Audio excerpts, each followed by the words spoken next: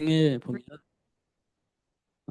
사탄의 말이 지극히 정상적인 것처럼 보여질 때가 있습니다. 그래서 많은 사람들이 사단의 말을 듣고 따르는 일이 벌어지게 되어집니다. 그게 창세기 6장의 네피림 문화입니다. 그 누구도 그 생각이 그런 삶이 틀렸다 할 수 없는 그런 삶을 살았습니다. 그 누구도 틀렸다 하지 않았습니다. 오히려 하나님의 말씀이 틀렸다. 그렇게 말하는 상황이 되어졌습니다. 그게 지금 우리들의 삶 현장에서 흐르고 있는 삶의 문화입니다. 우리도 현장에 일어나는 일들을 보고 판단합니다. 그러나 하나님의 말씀을 통해서 정리를 하지 못합니다. 왜냐하면 세상의 흐름이, 세상에서 일어나는 일들이 사실이고 그게 맞다라고 생각하기 때문에 하나님 말씀을 가지고 다시 한번 분석을 하거나 분별을 하려는 마음이 없습니다. 사실이니까요. 그게 창세기 6장의 네피림 문화입니다. 하나님이 말씀하셨을 때 그걸 생각하지 않았습니다. 오히려 거부해 버렸습니다. 이런 것들을 우리가 확인할 수 있는데요. 음, 오늘 본문에도 하나님이 아담에게 말씀을 하셨습니다. 선악과를 먹지 말아라. 먹는 날에는 정령 죽으리라. 이렇게 말을 했습니다. 하나님이 아담을 창조하시고 난 이후에 그렇게 얘기를 했습니다. 그런데 아담의 갈빗뼈를 통해서 하나님이 원하시는 세계복음화를 이룰 수 있는 시스템을 하나 만들었는데 그게 하와였습니다. 아담이 하와에게 분명하고 사실적인 얘기를 해줬었는데 해줘야 되는데 그게 분명하게 전달이 되지 않았던 것 같습니다.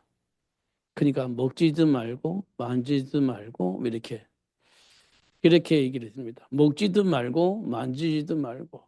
왜냐? 너가 죽을지도 모르기 때문에. 죽을지도 모르기 때문에. 죽을 수도 있기 때문에 이렇게 전달이 되어졌습니다. 막연한 거예요. 이게 사실인 것처럼 잘 전달이 된 것처럼 보이지만 막연한 겁니다. 그래서 우리에게 뭘 말씀하시냐? 확실하게, 확실하게 말합니다. 선악과 먹으면 죽어. 왜? 하나님을 떠나면 우리는 죽습니다. 이겁니다. 하나님을 떠나면 안 돼요. 이런 겁니다. 음. 이게 우리가 수없이 말했던 물고기가 물을 떠나면 죽잖아요. 우리가 충분히 보잖아요. 죽어요. 그렇듯이 우리 인간은 하나님 떠나면 죽습니다. 이게 분명해져야 됩니다. 근데 우리는 알고는 있어요. 그게 예. 하나님 떠나면 죽는다는 말을 들었기 때문에 알고는 있어요. 근데 그게 사실이냐? 라고 물어볼 때 애매합니다. 그게 사실이야? 그러면 애매해지는 겁니다. 예. 확신이 없습니다. 애매합니다. 그러니까 다른 사람이 무슨 말 할 때 우리가 유혹을 받는 거예요. 아니, 안 죽어. 그렇지? 안 죽지? 이렇게 우리가 반응을 하는 겁니다. 사단이 와가지고 아니 안 죽어. 그럼 죽는다고 왜 했지? 그거 먹으면 하나는 어찌 되어지기 때문에 하나님께서 먹지 말라고 한 거지. 너희들 속인 거지. 그렇지? 이렇게 되어지는 겁니다. 왜냐? 확신이 없으니까. 사실화가 되어지지 않았기 때문에 그렇게 되어지는 겁니다. 그렇지. 예, 이렇게 되어지는 겁니다. 세계복음화 이 부분에 대해서 우리가 분명히 해야 됩니다. 세계복음화는 하나님의 소원입니다. 누구의 말이 아닙니다. 하나님의 소원입니다.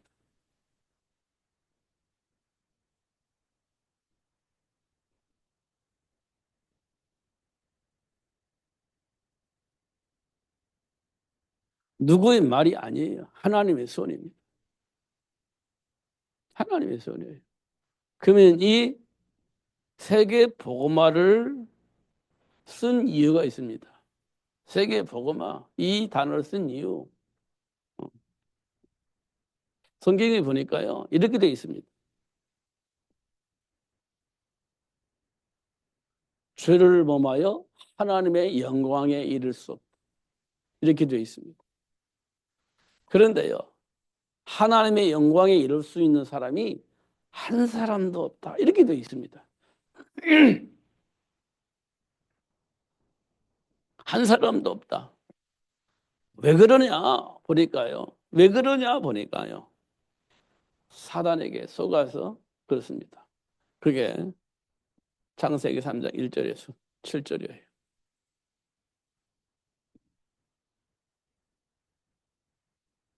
7절 이게 죄를 범하여 이게 하나님을 불신한 것 떠남으로 이 말입니다. 그럼 어떻게 됩니까? 어떻게 됐습니까? 너희 아비 마귀. 이제 하나님의 자녀가 마귀 자식이 되어져 버린 겁니다. 마귀 자식이 되어버린 거예요. 그래서 하나님이 시키는 대로 할 수밖에 없는 상황이 되어지는 겁니다. 하나님께서 시키는 대로 살아야 되는데 이제는 마귀가 시키는 대로 사는 삶이 되어진 겁니다. 하나님과 함께하는 삶이 아니라 마귀와 함께 마귀가 시키는 대로 사는 삶의 존재가 되어져 버린 겁니다. 그래서 하나님의 영광에 이를 수가 없어요. 일생 동안 그렇게 일생 동안 평생을 그렇게 사는 겁니다. 그걸 보고 우리는 운명과 팔자라고 얘기합니다. 그런데 이 속의 소리가 어떻게 하면 정직하게 살 것이냐, 어떻게 하면 인격적으로 살 것이냐, 어떻게 하면 많은 사람들을 도우면서 살 것이냐, 그렇게 우리는 생각하고 있는 겁니다. 우리는 마귀가 시키는 대로 살 수밖에 없는 일생 마귀 종으로 살아야 되는 그 시스템 속에서 우리가 뭐라고 말하냐, 야 어떻게 하면 사람들 보기에 정의롭게 살 것이냐, 어떻게 하면 능력을 가지고 보라듯이 성공하며 살 수 있을 것이냐. 야, 그래도 그렇지 서로가 사랑하고 서로를 도와야지. 예, 이렇게 많은 얘기들을 하고 있습니다. 그 내용만 보면 야, 기특하죠. 그 내용만 보면. 그런데 그 내용을 말하는 많은 사람들이 어디 속에 지금 묶여 있냐라고 물어볼 때 마귀에게 묶여 있다. 마귀에게 묶여 있는 자들이 막 서로 사랑하자, 서로 용서하자, 서로 수용하자 이런 말을 합니다. 그리고 보란 듯이 성공해서 보란 듯이 모든 사람을 도우며 살자 그렇게 말합니다. 그 내용을 보면 참 기특한데 근데 그들을 둘러싸고 있는 그들을 묶고 있는 존재가 누구냐? 마귀입니다. 이 부분이 보여져야 되는 거예요. 그래야 뭐 세례 요한이냐 엘리야냐 예레미야냐 선지자 중에 한 사람이냐 이게 중요한 게 아니고 그 올무에서 빠져나오는 거 중요하다는 겁니다. 올무에서 빠져나오는 거. 야, 이 사람은 인격적으로 너무 훌륭해, 착해. 그리고 막 그냥 가정적이고 그냥 이렇게 열심히 살고 있어. 야, 세상 모든 사람들 보기에 너무 훌륭해, 멋있어. 그런데 그 사람이 어디에 갇혀져 있느냐는 겁니다. 어디에 갇혀져 있느냐. 중요한 겁니다. 옛날 제가 초등학교 다닐 때, 라디오에서 손오공이라는 것을 했습니다. 손오공. 초등학교 다닐 때. 손오공이 저녁 6시쯤에 했어요. 우리 애들이 그거 들으려고 집에 들어갔다니까요. 그거 들으려고. 선호공 그렇게 이제 하고 했습니다. 저팔계가 나오고 사오정이 나오고 삼장법사가 나오고 그렇습니다. 수많은 실력과 능력을 갖춰 있어요.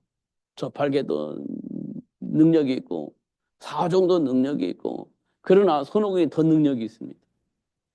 말로 표현할 수 없는 그 누구도 상대가 되지 않는 실력과 능력을 가지고 있어요. 막 어떤 싸움에도 지지 않습니다. 어떤 누구를 만나도 안 져요. 어. 그런데요, 그 힘 가지고 능력을 가지고 있는 그들이요, 누구한테 꼼짝 못하냐?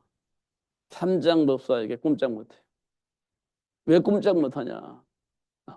그 모든 게 누구 안에 있어요? 부처님 손에 있는 거예요. 이렇게 얘기를 합니다. 부처님 손에 있어요. 이게 부처님에 의해서 지배를 받고 있는 삼장법사에게 그 날뛰는 손오공도 꼼짝 못하고, 저팔계도 꼼짝 못하고, 사오정도 또 꼼짝 못해요.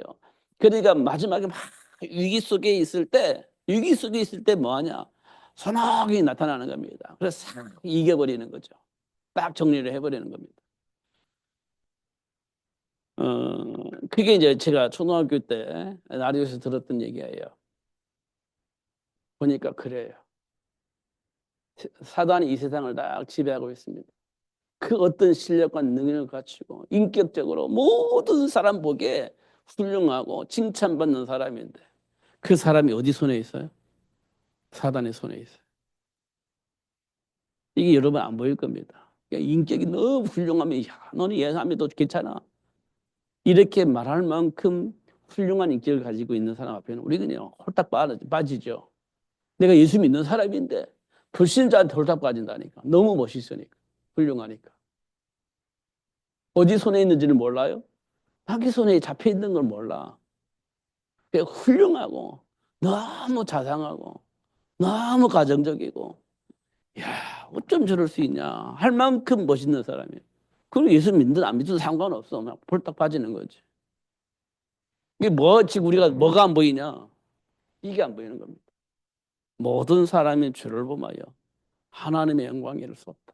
그럼 뭐 이 사람 어디로 갑니까? 부자가 간 곳을 가지. 날마다 잔치했던 그 부자가 갔던 지역으로 가게 되어집니다. 이게 안 보이니까 우리는 막 홀딱 빠지는 겁니다. 평생 그래요, 평생. 그래서 어떻게 해요? 하나님의 영광에 이룰 수 없고 본질상 진노의 자녀입니다. 그럼 이 사람도 어떻게 삽니까? 삶이 있을 거 아니야. 어떻게 살 것이냐. 그걸 보고 어, 사도 바울은 이렇게 말했습니다. 세상 풍조 이렇게 얘기했습니다. 세상 풍조. 지금 세상이 어떻습니까? 그게 세상 풍조예요. 지금 젊은 아이들이 어떤 생각 속에 살고 있습니까? 그게 세상 풍조예요. 그게 세상 풍조입니다. 그게 세상의 흐름이라는 겁니다. 그러니까 어른들은요, 끼지 못해, 이 문화 속에 끼지 못해요. 그럼 누가 지배하겠습니까, 세상을요? 그래요. 이 랩런트들이 이 세상을 지배하고 있는 겁니다. 아무것도 모르는 랩런트.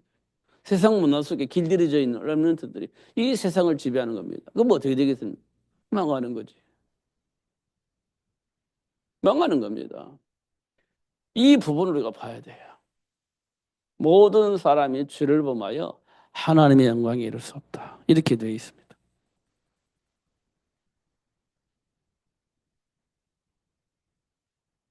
그래서 하나님은 이 현장 속에 하나님께서 이제 원하는 게 있죠. 세계복음입니다. 세계복음. 그래서 이 현장을 하나님 나라로 회복하기를 원하는 겁니다. 하나님 나라. 하나님 나라를 회복하는 거예요. 그렇기 때문에. 그래서 어떻게 해요? 마가복음 3장 13절에서 15절에 보니까 하나님이 원하는 자를 부른 겁니다. 왜냐? 다 한 사람도 이웃이 다 그 무리야, 그 무리예요. 그런데 하나님께서 그 가운데 그냥 하나님께서 너 나와, 너 나와 이게 부른 거예요. 부른 겁니다. 그래서 뭐 했습니까? 그래서 원하는 자 불러가지고 근본을 드러내 치유해 준 겁니다. 근본을 드러내 문제를 통해서 우리 안에 있는 속성을 다 드러내서 치유하고 회복시켜 주는 겁니다. 음. 이렇게 원한 자를 불러가지고 음, 근본 문제를 드러내서 치유해 주신 겁니다. 그래서 어떻게요? 회복시켜 준 거죠. 회복시켜 준 겁니다. 원한 자를 불러가지고 근본 문제를 드러냈습니다. 그리고 그리스도로 치유받고 하나 준비한 축복을 누릴 수 있도록 모든 걸 다 회복시켜 주신 겁니다. 이 부분을 우리가 확인을 해야 됩니다. 그래서 어떻게 하려고요?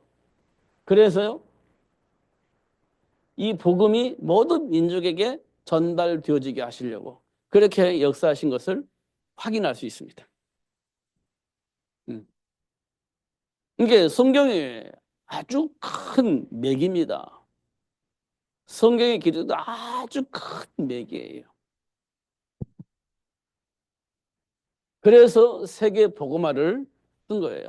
이 복음이 모든 민족에게 다 증거되어진 이후에 예수님께서 재림을 하시겠다. 성령이 너에게 임하시면 권능을 받고 땅끝까지 이르러 이 복음을 증거하는 증인이 되어줄 수 있도록 하나님이 축복을 하시겠다. 약속을 하신 것입니다. 이게 이제 현장에서 확인을 하셔야 돼요. 그래서 현장에서 확인을 하는 겁니다. 현장에서 확인하는 거예요. 이거를 우리는 이렇게 현장에서 확인되어지도록 하나님 역사하시는데, 이거를 우리는 뭐라고 하냐? 증인, 이렇게 얘기를 합니다. 증인. 증인이, 증인. 확인하는 겁니다. 증인. 그러니까 이 증인은 어떤 사람이냐? 영적 사실을 아는 사람입니다. 영적 사실을 아는 사람.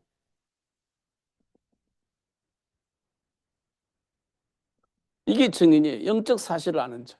증인입니다. 그 사실을 누가 이제 어떻게 하나님이 확인시켜 줘야 되잖아요. 그래서 아브라함을 불러가지고 확인시켜 주셨습니다. 근본 문제를 드러내 치유하고 회복시켜 주셨어요.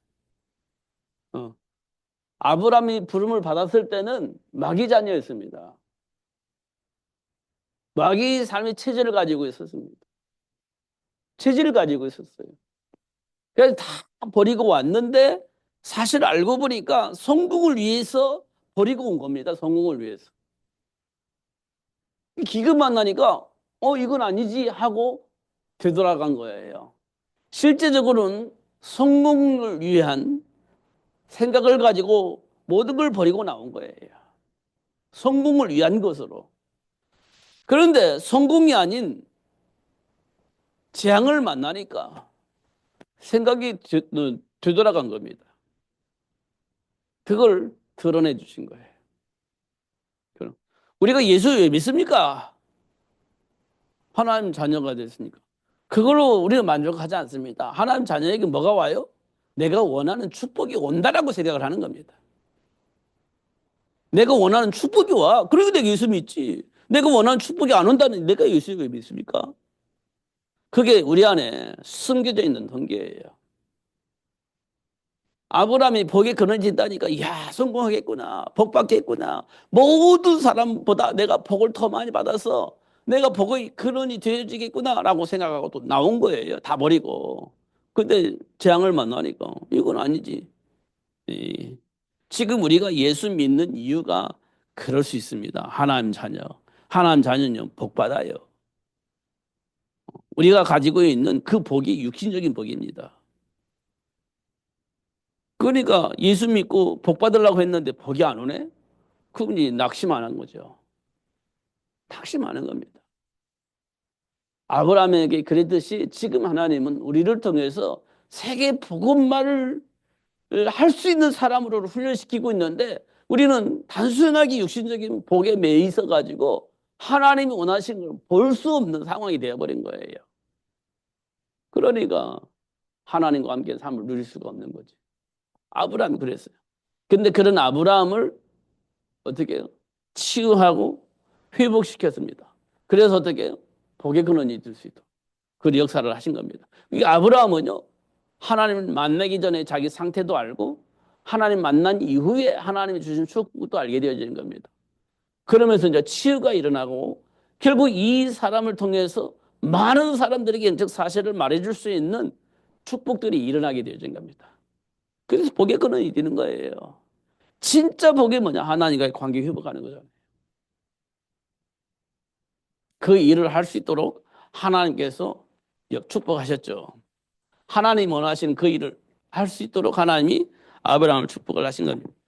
이 축복을 받을 수 있는 사람이 되어지게 만들었고 축복을 하신 것을 확인할 수 있습니다. 하나님께서 복을 주시면 이 복을 가지고 뭐 할 것이냐? 이것을 확인시켜 주시고 뿌리 내리게 하시고 복을 주신 것을 확인할 수 있어요. 아무것도 아닌 것 가지고 빚지고 아무것도 아닌 것 때문에 분쟁하고 아무것도 아닌 것 때문에 뭐 갈등하고 그렇게 해가지고는 우리가 복을 받을 수가 없습니다. 복을 주면요 엉뚱한 짓을 할 건데 그 복을 줄 수가 없지. 정말 세계복음을 위해서 쓰임 받을 수 있다고 한다면 하나님 모든 것을 다 주셔도 돼요. 모든 걸 다 주십니다. 보니까 그래요. 성경의 흐름을 보니까. 저는 옛날에는 야곱을 볼 때 복 받도 좋겠다. 삼촌의 그 모든 양들을 야곱의 것이 되어지게 했으니까 너무 좋겠다. 우리는 언제쯤이 그런 복을 받을까? 이게 이제 많은 신자들이 가지고 있는 생각입니다. 나는 어떻게 하면 야곱처럼 나도 막 이렇게 하면 그 복을 받을까? 야곱처럼 그렇게 하면 복을 받을까? 그러니까 막 흉내 내려고 막 헌신도 하고 막 이렇게 하는 거예요. 근데 이제 하나님이 복을 안 줘. 그럼 낙심하고 시험 들고 다른 길로 가버리잖아요. 어. 이미 우리는 다른 동기를 가지고 시작했기 때문에 그래요. 근데 하나님께서 이 야곱을 축복하신 이유는 하나님이 계획 속에 있기 때문에 축복을 하신 겁니다. 그리고 그 계획을 알게 하시고 그 복을 누릴 수 있도록 그렇게 역사하신 것을 확인할 수 있어요. 가진 것이 중요한 겁니다. 하나님과 함께 하나님이 원하시는 것을 알고 그 원하는 방향으로 갈 때 하나님이 원하는 그 일이 이루어질 수 있도록 하나님 우리를 축복하신다는 사실을 확인할 수 있습니다. 그래서 증인이 되는 거예요. 증인이. 베드로에게도 마찬가지입니다. 예수님의 수제자이니까 대단하다.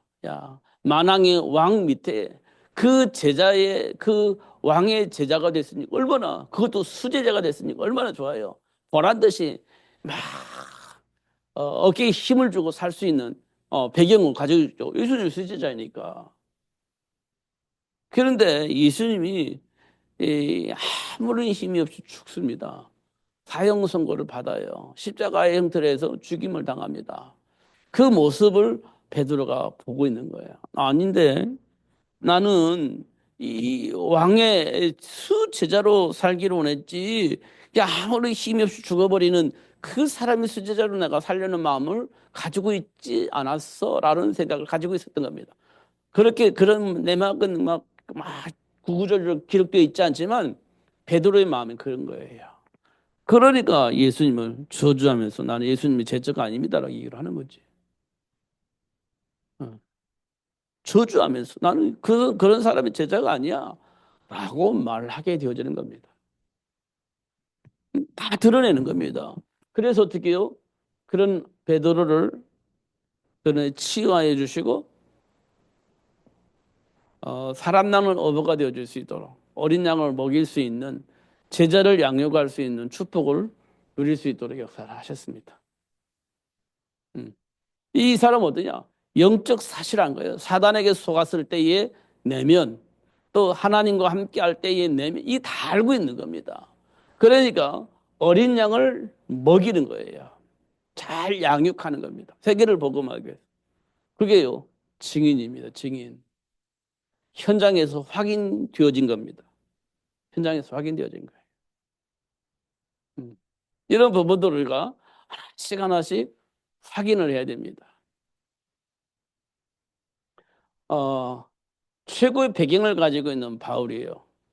바울이 그렇게 막 여러 가지 배경을 가지고 있었던 바울이 다메섹에서 예수를 만나면서 근본적인 치유가 일어났습니다. 다메섹에서 근본적인 치유가 일어났습니다. 그러면서 뭐 했냐? 이방인과 이방 임금들 이스라엘 백성들에게 복음을 증거하는 증인이 될 수 있는 복을 받았습니다. 결국은 로마를 복음할 수 있는 복을 받았어요. 이때 바울은요, 이거 하나님을 몰랐을 때의 내면과 하나님을 알고 났을 때의 내면이 완전히 달라요. 그러니까 사도 바울은 뭐 했냐? 치유를 받았는데 뭐라고, 어떻게 치유받았냐? 자기가 가지고 있었던 그 모든 과거의 배경을 배설물로 여기고 오직 하나님과 함께하는 그 삶을 누릴 수 있는 그리스도 안에서 자기 생각과 삶을 바꾼 겁니다. 그걸 보고 우리 치유라고 합니다. 그래서 어떻게 해요? 로마를 바꿀 수 있는 증인을 세워나가시는 하나님의 사를 보는 거예요. 이렇게 보여. 현장에서 이제 확인하는 겁니다. 현장에서. 중요한 것은 뭐가 있어요? 권세가 있는데요. 그게 결박할 수 있는 권세예요. 사단의 능력을 무기력하게 만드는 겁니다.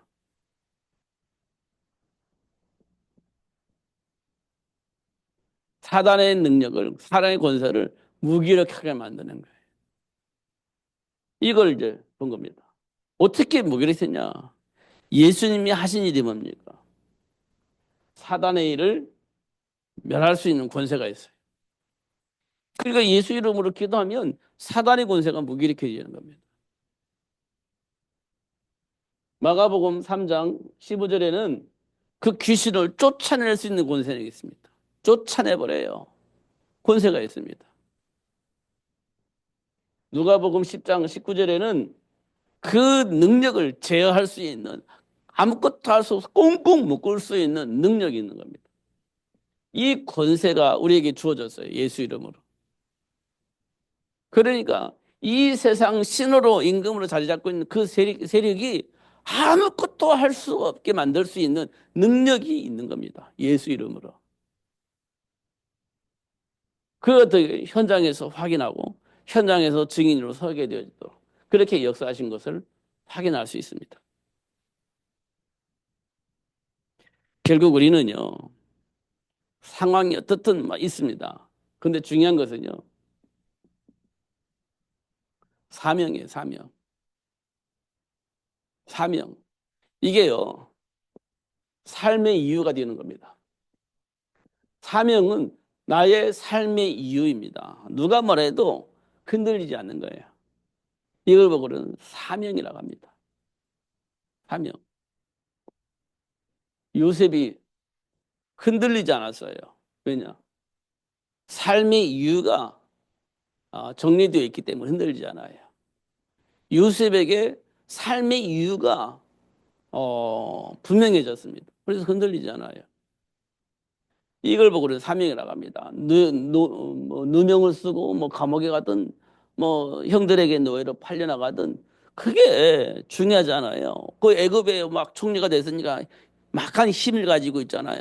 그것 때문에 막 내가 또 우울감에 빠지고 교만하고 그러지 않아요. 삶의 이유가 분명하면요. 내가 노예가 됐든지 왕궁의 총리가 됐든지 그게 중요하지 않아요. 이유가 분명하기 때문에 그걸 향해서 가는 거예요. 다니엘과 세 친구들이요.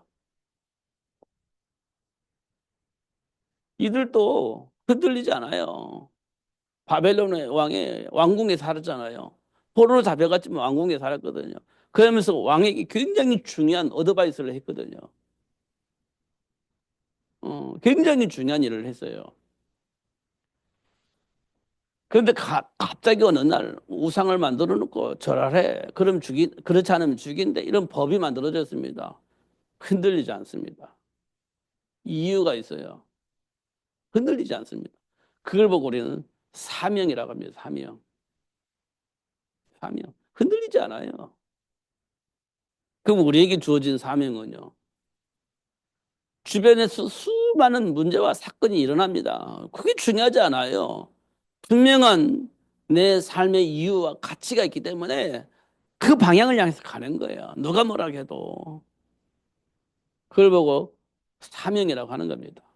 삶의 이유가 정리가 되면 흔들리지 않습니다. 그래요. 오히려 어떤 일이 벌어지냐? 오히려 많은 사람 앞에 어떻게 해요? 아, 하나님이 그들과 함께하고 있었구나. 살아계신 하나님, 살아계신 하나님을 말할 수 있는 축복의 통로가 되어집니다. 살아계신 하나님을 증거할 수 있는 축복의 통로가 돼요. 야, 그렇구나. 이렇게. 그게 되어지는 겁니다. 그러면서 많은 사람들 앞에, 많은 사람들에게 삶의 가치와 방향을 전달해 줍니다.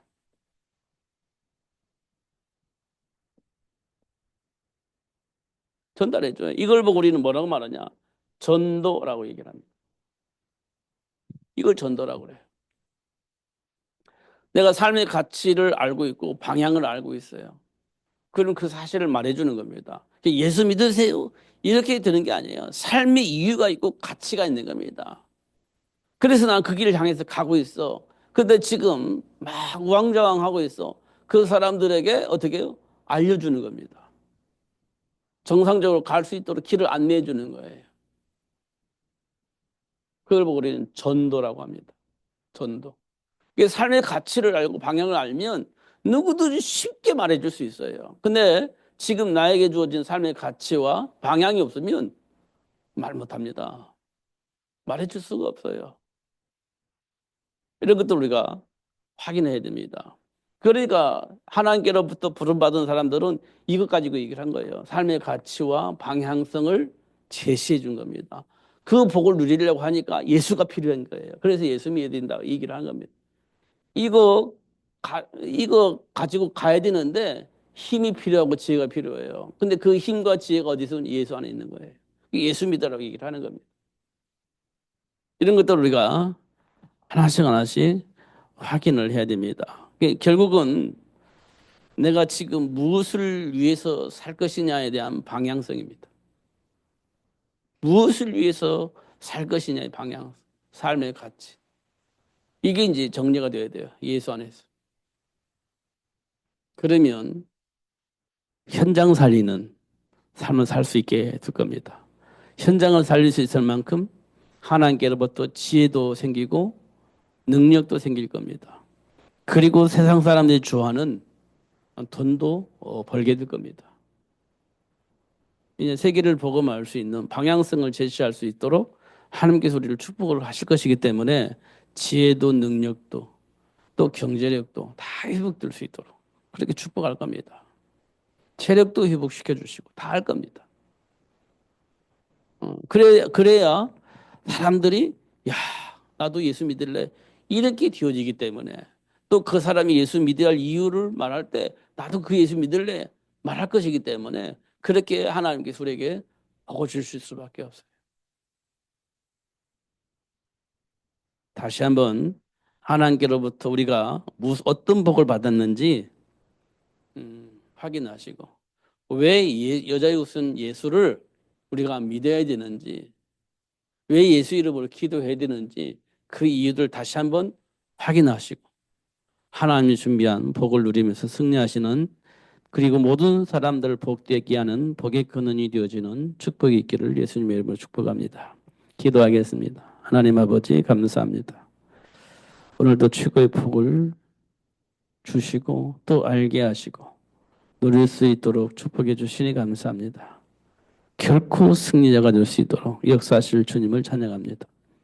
결국 치유하여 주시고 회복시켜 주시되 하나님이 준비한 그 복을 누릴 수 있도록 역사하실 주님을 찬양합니다. 하나님 영광 받아 주옵소서. 예수님 이름으로 기도하옵나이다. 아멘.